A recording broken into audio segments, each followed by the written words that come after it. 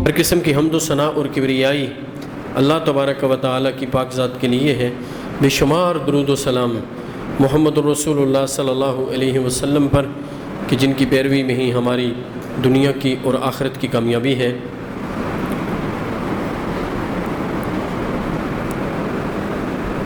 حرمت والے مہینوں میں ایک مہینہ محرم الحرام کا مہینہ ہے۔ لفظ محرم حرمت کے حوالے سے تاکید کے طور پر استعمال ہوا ہے۔ یہ مہینہ حرمت والا ہے اور اس کا نام بھی محرم ہے، یعنی تاکید لحرمتہ ہی، یہ اس کی حرمت کی تاکید پر دلیل ہے۔ حرمت والے مہینوں میں گناہوں کے ارتکاب سے بچنا چاہیے، اور خصوصاً جنگ و جدال، قتل و قتال، سب و شتم اور ایسے گناہ کے جن سے مسلمانوں میں یا لوگوں میں جھگڑا پیدا ہوتا ہو، انگیخت ہوتے ہوں، لوگ اشتعال میں آئیں اور ایک دوسرے کے ساتھ لڑائی اور فساد کریں، ایسے تمام گناہ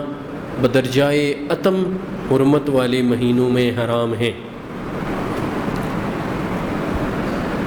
گناہ تو 12 مہینے 24 گھنٹے حرام ہیں، لیکن ان مہینوں میں اس حوالے سے جتنے بھی گناہ ہیں ان کے ارتکاب کی حرمت زیادہ ہے۔ یہ بات ہمیں سمجھنی چاہیے۔ علامہ ابن کثیر رحمۃ اللہ علیہ ان مہینوں کی حرمت کی حکمت بیان کرتے ہیں۔ ذوالقعدہ، ذوالحجہ اور محرم، یہ جو پے در پہ 3 مہینے اکٹھے ہیں اور درمیان میں ایک رجب کا مہینہ آتا ہے، وہ کہتے ہیں کہ پرانے عرب قبائل میں اور لوگوں میں لڑائیاں، دشمنیاں اور جنگ و جدال کا سلسلہ ہوتا تھا اور وہ بڑا طویل ہوتا تھا۔ تو ان دنوں میں چونکہ حج بیت اللہ ہوتا ہے تو لوگ ذوالقعدہ میں تیاری کر کے بیت اللہ کے حج کو نکلتے تھے، ذوالحج میں وہ حج کا فریضہ سر انجام دیتے، اور پھر واپسی ان کی محرم میں ہوتی، یعنی وہ محرم میں وہاں سے چل کے اپنے علاقوں کو پہنچتے۔ چونکہ پرانے وقتوں میں تیز سفری سسٹم اور مواصلات کا یہ نظام نہیں تھا، جس طرح آج کل ہوائی جہازوں میں 5 گھنٹے کی یہاں سے سعودی عرب کی فلائٹ ہے، بلکہ اس وقت تو اونٹوں پر، پھر اس کے بعد کے دور میں بحری جہازوں پر، تو بڑا وقت لگتا تھا، 1 مہینہ، 20 دن، 25 دن، جتنا کوئی دور ہوتا تھا، ہفتہ، 10 دن، اتنے دن لوگوں کے سفر میں لگ جاتے تھے۔ 1 مہینہ بھی لگتا تھا، اس سے زیادہ دن بھی لگتے تھے، اور لوگ اپنے علاقوں کو پہنچتے تھے۔ تو اس فریضے کی خیر و عافیت سے ادائیگی، تاکہ اس کی ادائیگی میں لوگوں کو کوئی رکاوٹ نہ ہو اور وہ خیریت سے اور عافیت سے اپنے علاقوں کو پہنچ سکیں، اللہ رب العزت نے ان مہینوں کو حرمت والا قرار دیا، اور یہ پے در پہ اکٹھے 3 مہینے آ گئے، ذوالقعدہ، ذوالحج اور محرم، تاکہ ان میں جنگ و جدل نہ ہو، فساد نہ ہو، کوئی لڑائی خون ریزی نہ ہو۔ اصول اور قاعدہ یہ ہوتا تھا کہ ان مہینوں میں جنگ بندی ہو جاتی تھی، اور پھر جب یہ مہینے ختم ہوتے پھر وہ جنگ کا آغاز کر لیتے، اور زمانہ جاہلیت میں بھی ان مہینوں کی حرمت کا خیال رکھا جاتا تھا، ان مہینوں کی حرمت کا خیال رکھا جاتا تھا۔ جو درمیان میں مہینہ رجب ہے وہ اس لیے تاکہ لوگ اس مہینے میں بیت اللہ کی پھر زیارت کر سکیں اور عمرہ کی ادائیگی کر سکیں۔ تو اللہ رب العزت نے شروع سے یہ مہینے حرمت والے قرار دیے، ان میں ایک مہینہ محرم۔ اب جو محرم کا مہینہ ہے اس کا پہلا عشرہ بڑی فضیلت والا ہے، اور اس کی فضیلت اور اہمیت بھی شروع سے ہے۔ یہ کسی شخصیت کی شہادت کی وجہ سے اس کی اہمیت نہیں ہے، اس لیے کہ اس عشرے کی اہمیت پہلے بتلائی گئی ہے، شہادتیں بعد میں ہوئی ہیں۔ اس عشرے میں 2 شہادتیں ہوئی ہیں۔ پہلی شہادت 1 محرم الحرام کو سیدنا فاروق اعظم رضی اللہ تعالی عنہ کی شہادت ہے، اور دوسری شہادت خانوادہ علی، خانوادہ رسول اور پیارے پیغمبر صلی اللہ علیہ وسلم کے پیارے نواسے حضرت حسین رضی اللہ تعالی عنہ اور ان کے خانوادہ اور ان کے پیروکاروں کی بدتر نفوس جو کربلا میں 10 محرم الحرام کو شہید کر دیے گئے، یہ تاریخ کا ایک بڑا سانحہ، بڑا المناک اور دردناک واقعہ ہے۔ یہ 10 محرم کو رونما ہوا۔ یہ محض ایک اتفاق تھا کہ محرم کے عشرے میں یہ 2 بڑے واقعات ہوئے۔ یکم محرم کو سیدنا عمر رضی اللہ تعالی عنہ کی شہادت ہوئی اور 10 محرم الحرام کو یہ واقعہ پیش آیا۔ اب جو محرم کی اہمیت ہے وہ رسول اللہ صلی اللہ علیہ وسلم نے ان دونوں شخصیات کی زندگی میں پہلے ہی بتلا دی، یعنی ان کی اہمیت، محرم کی اہمیت کا تعلق ان شہادتوں سے نہیں ہے۔ محرم الحرام کے پہلے عشرے کے حوالے سے سلف صالحین یہ کہتے ہیں، اور سلف کے جو علماء ہیں وہ سارے دلائل کو سامنے رکھ کے یہ کہتے ہیں کہ 3 عشرے بڑی اہمیت کے حامل ہیں: رمضان المبارک کا آخری عشرہ، ذوالحج کا پہلا عشرہ اور محرم کا پہلا عشرہ۔ یعنی محرم کا پہلا عشرہ عبادات کا ہے، گناہوں سے بچنے کا ہے، نہ کہ عبادات نہ کرنا اور اپنے لیے گناہ جمع کرنا۔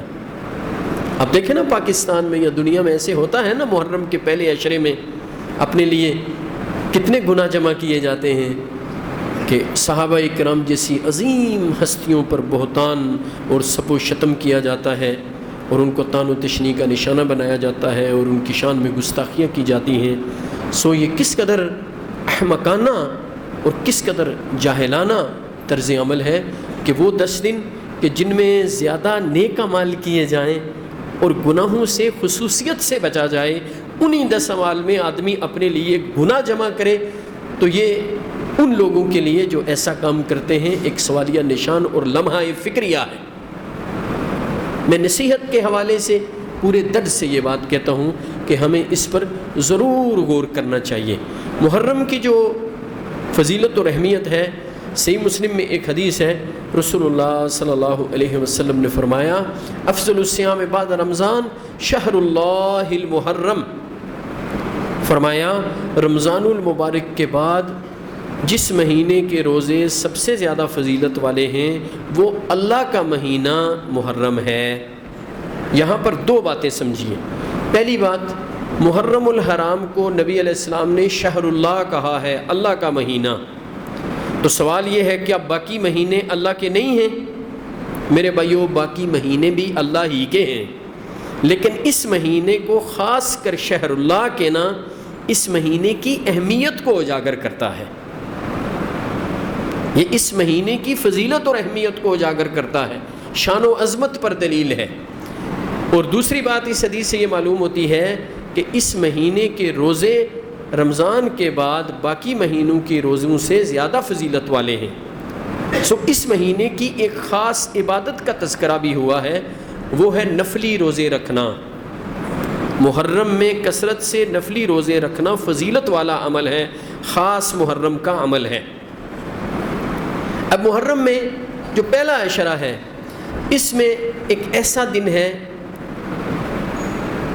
کہ جو عاشورہ کا دن ہے، یوم عاشور، جو 10 محرم ہے، اس کے روزے کی بڑی فضیلت ہے۔ عمومی طور پر محرم کے روزے فضیلت والے ہیں، لیکن اس روزے کی زیادہ فضیلت ہے یکفر السنۃ الماضیہ۔ یہ ایک روزہ نبی علیہ السلام نے فرمایا کہ مجھے اللہ سے امید ہے، انی احتسب علی اللہ ان یکفر السنہ،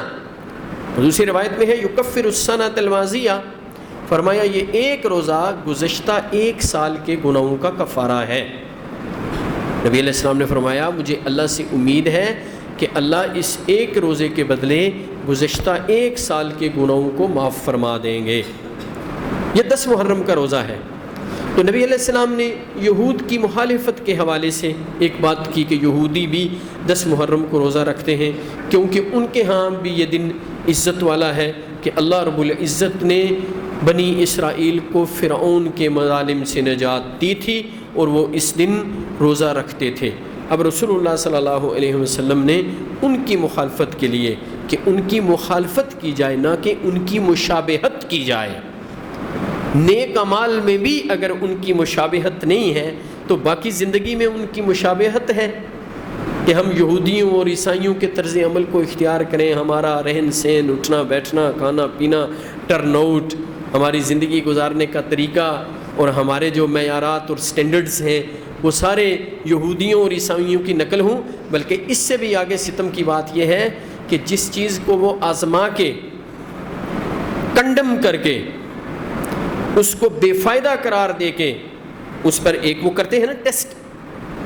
ٹیسٹ کیس کے طور پر لیتے ہیں کہ جی یہ کام کیا جائے، جب ان کو پتہ چلتا ہے اس میں تو بالکل ہی نقصان ہے، کوئی فائدہ نہیں ہے، تو ہم وہ اختیار کر لیتے ہیں۔ جیسے خاندانی نظام ہے، اب یہ خاندانی نظام میں وہ سوسائٹی ایک ایلینیٹڈ سوسائٹی ہے، آئسولیٹڈ سوسائٹی، جس کا خاندانی نظام تہ و بالا ہے، ختم ہو چکا۔ اس پر انہوں نے بڑا تجربہ کیا، اپنے لیے جینا، میری بیگم الگ کام کرے، وہ اپنا کام کرے، میں اپنا کام کروں، بیٹے اپنا کام کریں، کوئی کسی کا نہیں ہے، ہر ایک اپنے لیے ہے۔ اب وہ اس سے تنگ آ گئے ہیں کہ یہ کیا ہو گیا ہے۔ ان کے جو مفکرین ہیں وہ اس بات پر سوچ رہے ہیں کہ وہ خاندانی سسٹم، وہ ایک منظم، مربوط اور ویل نٹ اپ جو سسٹم ہے، جس میں باپ کی قدر ہے، جس میں ماں کی قدر ہے، جس میں بیوی کی عزت ہے، جس میں خامند کی اطاعت ہے، جس میں اولاد سے پیار ہے، جس میں والدین کی اطاعت ہے، کیا خوبصورت خاندانی نظام ہے، جس میں پڑوسی کا خیال رکھنا ہے، جس میں مسلمانوں کا خیال رکھنا ہے، ساتھ کے لوگوں کا خیال رکھنا ہے۔ تو اب وہ تو اس سسٹم سے تنگ آ گئے، تو اب ہمارے ہاں آپ دیکھ لیجئے نام نہاد جو کلاس ہماری ہے وہاں بھی آئسولیشن اب آ رہی ہے، سوسائٹی آئسولیٹ ہو رہی ہے، ایک گھر والا دوسرے کو نہیں جانتا۔ کیا اسلام آباد کے اچھے سیکٹرز جن کو آپ کہتے ہیں، کیا جو ایلیٹ کلاس کہیں رہتی ہے فارم ہاؤسز میں، وہ ایک دوسرے کو جانتے ہیں، ساتھ والے کو، اس کے کام آتے ہیں، اس کی خوشی غمی میں شریک ہوتے ہیں، اس سے ملتے ہیں۔ یہ کیا ہے؟ یہ کہاں سے آیا ہے؟ یہ ان کی مشابہت ہے، اور ان کی مشابہت بھی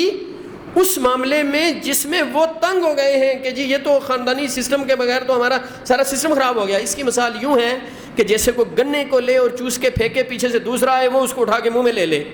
اب وہ اس سے کیا نکالے گا؟ رس تو دوسرے نے چوس لیا ہے۔ ہماری یہ مثال ہے۔ سو یہود و نصارہ ہنود کی مشابہت سے منع کیا گیا ہے۔ اسلام ایک مکمل دین ہے، ایک مکمل ضابطۂ حیات ہے، ایک خوبصورت نظام ہے، دنیا کی کامیابی کی ضمانت دیتا ہے، آخرت کی کامیابی کی ضمانت دیتا ہے۔ نبی علیہ السلام ایک ایک بات بتلا کے چلے گئے۔ میرے اللہ نے کلام پاک میں وہ تمام اصول، قواعد اور ضوابط بیان کر دیے جن پر ہماری دنیا کی کلی اور آخرت کی کلی کامیابی کا انحصار ہے، اور ساری دنیا کو اللہ نے چیلنج دے دیا، قل لئن اجتمعت الانس والجن علی ان یأتوا بمثل هذا القرآن لا یأتون بمثلہ ولو کان بعضهم لبعض ظہیرا۔ تمہیں چیلنج ہے، اس جیسا کلام لے آؤ، اس جیسی فصاحت و بلاغت، نفس مضمون کے اعتبار سے نادر، احکامات کے اعتبار سے نادر، جو انفارمیشنز اور جو خبریں چل رہی ہیں ان کے اعتبار سے نادر، اس کی کوئی مثال پیش کرو۔ کائنات کے رب کی قسم نہ اب تک مثال پیش کی جا سکی ہے، قیامت تک کوئی مثال پیش کی جا سکے گی۔ اس چیلنج کا کوئی جواب نہیں ہے، سارے بے بس۔ اب ہم کتنے احمق اور بیوقوف ہیں کہ ان کے طرز عمل کو اپنا کے فخر محسوس کریں کہ میں جیسے ان کا طرز عمل ہے، جی فلاں کلاس ہے، جی جس ایلیٹ کلاس ہے، ایلیٹ کلاس یوں کرتی ہے، میں بھی یوں کروں، اس سے عزت ملے گی۔ کائنات کے رب کی قسم، محمد الرسول اللہ صلی اللہ علیہ وسلم کی سچی پیروی میں عزت ہے، ورنہ آپ الٹے لٹک جائیں عزت نہیں ہوگی، عزت نہیں ہوگی، عزت نہیں ہوگی۔ یہ کاغذ پہ مجھ نالائق سے لکھوا لیں، یہ کاغذ پہ مجھ سے لکھوا کے اپنے پاس رکھ لیں۔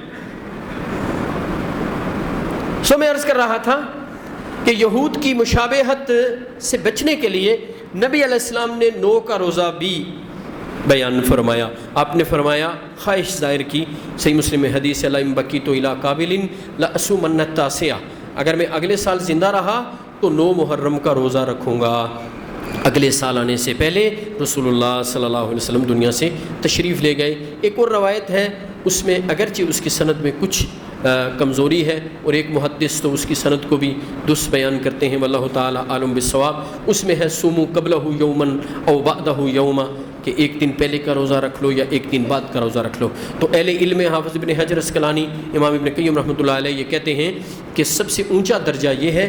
کہ 3 دنوں کے روزے رکھے جائیں، پھر وہ کہتے ہیں 2 دنوں کے روزے رکھے جائیں 9 اور 10 کا، اور پھر وہ کہتے ہیں کہ اگر کوئی عاشورہ کا ایک روزہ بھی رکھتا ہے تو اس کا بھی انشاءاللہ اس کو اجر و ثواب ہے، واللہ تعالیٰ عالم بالصواب۔ بہرحال یہ 2 روزے رکھے جانے چاہیے 9 اور 10 کا، اگر کسی وجہ سے کسی کا 9 کا رہ جائے اور وہ 11 کا رکھنا چاہے تو رکھ لے، انشاءاللہ اللہ رب العالمین اس کی نیت پر اس کو اجر و ثواب عطا فرمائیں گے۔ ایک اور اہم بات آخر میں عرض کرتا چلوں، مجھے یہ کہا بھی گیا کہ آپ نے تذکرہ نہیں کیا سیدنا عمر رضی اللہ تعالیٰ عنہ کی شہادت کا اور غالباً حسین ابن علی رضی اللہ تعالیٰ عنہ کی شہادت کا، تو میں نے اس بھائی کو بھی یہی کہا تھا کہ میں جمعے میں کچھ مختصر سی بات کروں گا۔ پچھلے سال میں نے اس موضوع پر تو مکمل گزارشات کی ہیں، اہل بیت کے حوالے سے ایک مکمل مضمون لے کے 4 یا 5 مہینے چلا ہوں، تو اس موقع پر اتنی گزارش کرتا ہوں کہ سیدنا عمر کا تذکرہ میں اور آپ کریں نہ کریں، اللہ نے بڑا زبردست بندوبست کیا ہے کہ 12 مہینے 24 گھنٹے دن ہو یا رات لوگ لائن لگا کے عمر کی قبر کے پاس سے گزرتے ہوئے کہتے ہیں السلام علیکہ یا عمر۔ یہ اللہ رب العالمین نے اس زمین پر رہتی دنیا تک لوگوں کو دکھایا ہے کہ اللہ کے ہاں عمر کا مقام کیا ہے۔ جو آخرت میں مقام ہے وہ تو ہے ہی ہے، وہ تو احادیث میں بیان ہوا ہے، جو دنیا میں مقام ہے وہ بھی احادیث میں بیان ہوا ہے، غیر مسلموں کے ہاں جو عمر کی عزت ہے وہ بھی آپ کو پتہ ہے، لیکن دنیا میں اللہ نے جو دکھایا ہے کہ ہم ان آنکھوں سے عمر کی عزت کو دیکھیں، ہم مشاہدہ کریں کہ عمر کو اللہ نے کتنی عزت دی ہے، تو یہی بات کافی ہے کہ 12 مہینے 24 گھنٹے شاید ہی کوئی 1 منٹ ایسے گزرے۔ یہ پچھلے کووڈ کے دوران تو انہوں نے بند کر دیا تھا ایک پریشانی کی وجہ سے، وہ ایک الگ بات ہے، اس کے علاوہ شاید کوئی ایسا لمحہ نہ ہو 24 گھنٹے میں کہ لوگ وہاں سے قطار کے اندر گزرتے ہوئے نبی علیہ السلام کے روضہ مبارک پر اور آپ کی قبر مبارک پر سلام کرتے ہوئے، سیدنا ابو بکر کو سلام کرتے ہوئے، سیدنا عمر کو سلام کرتے ہوئے گزرتے ہیں رضی اللہ تعالی عنہما۔ تو میرے بھائیو، کوئی شان بیان کرے نہ کرے، اللہ نے وہ امر ہو گئے، اللہ نے رہتی دنیا تک عمر کے نام کو زندہ رکھا ہے، اور قیامت کے دن بھی وہ ایسے ہی محمد رسول اللہ صلی اللہ علیہ وسلم کے ساتھ اٹھ کے آئیں گے، اور جنتوں میں بھی محمد رسول اللہ صلی اللہ علیہ وسلم کے ساتھ ہی ہوں گے۔ اور رہ گئی سیدنا حسین ابن علی رضی اللہ تعالی عنہ کے حوالے سے بات، تو میں نے عرض کیا تھا، اور یہ تو خیر تفصیل سے موضوع آپ کو سنا چکا ہوں، نواسۂ رسول پیارے پیغمبر صلی اللہ علیہ وسلم کے پیارے، آپ کے لاڈلے، اور سید الشہداء اور اپنا سیدہ شباب اہل الجنہ میں سے ہیں، سید و شباب اہل الجنہ، اور دونوں بھائی ہیں سیدہ شباب اہل الجنہ، حسن و حسین سیدہ شباب اہل الجنہ، اور ماں سیدۃ النساء اہل الجنہ، اور باپ ان 10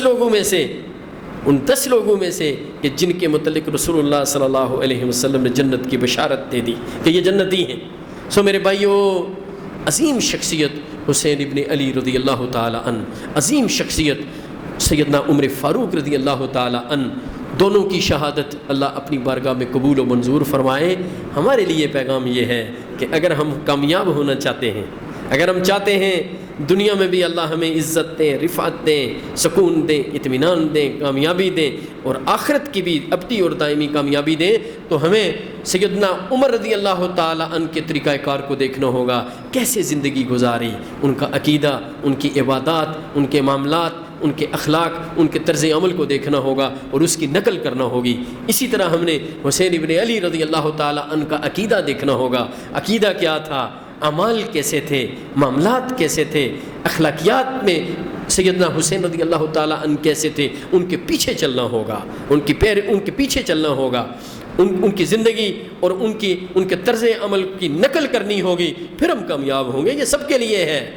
ایسے ہی تعریفیں کرنا اور نام لینا تو آسان ہے نا، کوئی سیدنا عمر کی تعریف کرے یا حسین ابن علی رضی اللہ تعالیٰ عنہ سے پیار کی باتیں کرے، ایسے باتیں کرنے سے کام نہیں ہوگا، کردار کو درست کرنا پڑے گا، یہ دیکھنا پڑے گا سیدنا عمر رضی اللہ تعالیٰ عنہ کے کردار کے مطابق اپنا کردار کون بناتا ہے اور ادا کرتا ہے، اور سیدنا حسین رضی اللہ تعالیٰ عنہ کی سیرت کے مطابق اپنے کردار و سیرت کو کون درست کرتا ہے، یہی ان کے قریب ہوں گے، یہی ان کے پیروکار ہوں گے، یہی ان کے پیچھے چلنے والے ہوں گے، اور وہ جہاں وہ ہوں گے انشاءاللہ یہ بھی وہاں ہوں گے۔ جو عقائد میں، جو عبادات میں، جو معاملات میں، جو اخلاق میں حضرت عمر کا پیروکار ہوگا، حسین ابن علی رضی اللہ تعالیٰ عنہ کا پیروکار ہوگا، مجھے اللہ کے ہاں قوی امید ہے، اور انشاءاللہ ولو اقسم علی اللہ لابرہ، اس بنیاد پر میں قسم اٹھا کے کہہ سکتا ہوں کہ انشاءاللہ وہ سیدنا عمر اور سیدنا حسین ابن علی رضی اللہ تعالیٰ عنہ کے ساتھ ہوگا۔ اور جو ایسے ہی اپنے کام بنانے کے لیے، اپنا نظام چلانے کے لیے، اپنے پیٹ کے لیے، اپنی دنیا کے لیے ان کے نام کو استعمال کرے گا، تو یاد رکھو دلوں کے بید اللہ جاننے والا ہے،